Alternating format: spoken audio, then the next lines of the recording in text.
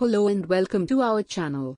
In today's video, we'll be covering a range of important topics that will enhance your understanding of research methodology. So, let's jump right in. Our main objective today is to provide you with an overall understanding of research aptitude.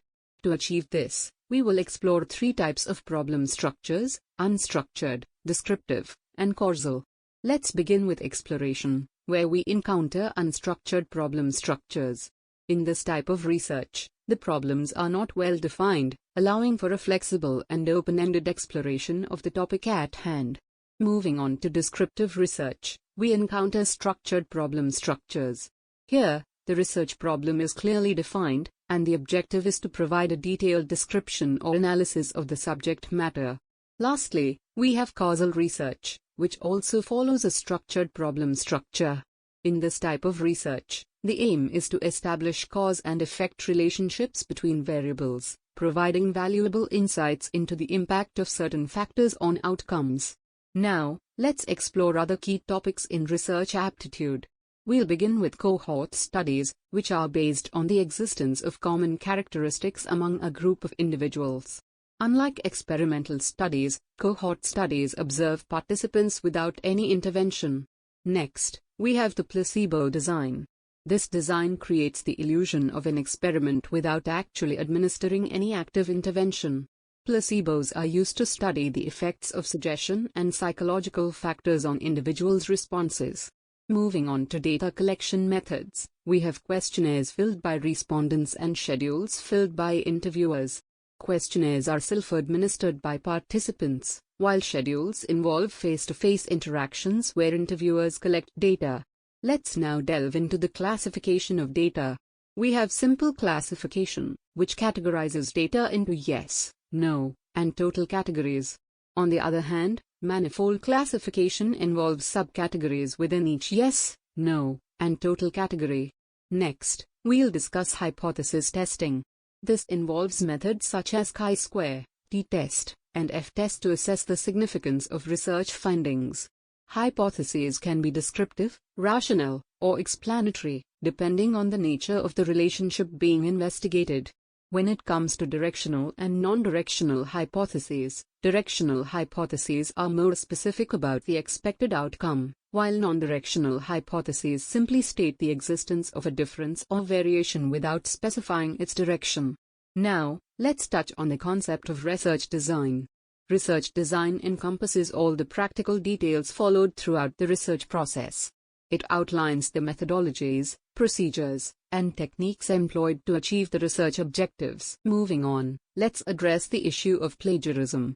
Plagiarism can take various forms, including intracorporeal, where content is copied from another work within the same submission, extracorporeal, which involves copying from external sources, and auto-plagiarism, which refers to self-citing without acknowledgement.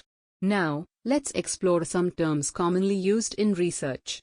A colloquium is an academic meeting that typically includes a lecture followed by a question and answer session. It is targeted towards a well-educated, non-specialized audience. We also have the concept of impact factor, which represents the average number of citations to recent articles published in a journal. The H-index measures an individual's impact factor, while the G-index represents the average citation count. The I-10 index indicates the number of publications with a minimum of 10 citations. In research writing, you may come across certain abbreviations and citation styles.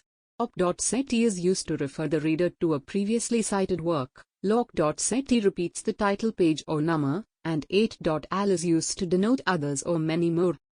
Different citation styles are used in academic writing. APA, American Psychological Association, format includes the author's name, year, title of the article, journal name, in italics, pages, and DOI. MLA, Modern Language Association, format includes the author's name, title of the article, journal name, year, page, database or web source, and date of access. IEEE, Institute of Electrical and Electronics Engineers, format is widely used in engineering and computer science fields. Now, let's touch on spreadsheet packages like Lotus, Quattro Pro, Javelin Plus, Multipin, visicalc, and supercalc. These are software tools that enable users to perform calculations, store data, and create graphs and charts for data analysis. When it comes to statistical tools, popular options include SAS, S+, Lisrel, and Eviews. These tools provide advanced statistical analysis capabilities, making them invaluable for researchers in various fields. Lastly, let's discuss attitudinal scales. These scales are used to measure and understand attitudes. Likert scales utilize a summated rating approach, while Thurston scales assign different weights or values to each statement based on their importance. Gutman scales are based on the concept of ratio. In the field of education, action research holds immense potential.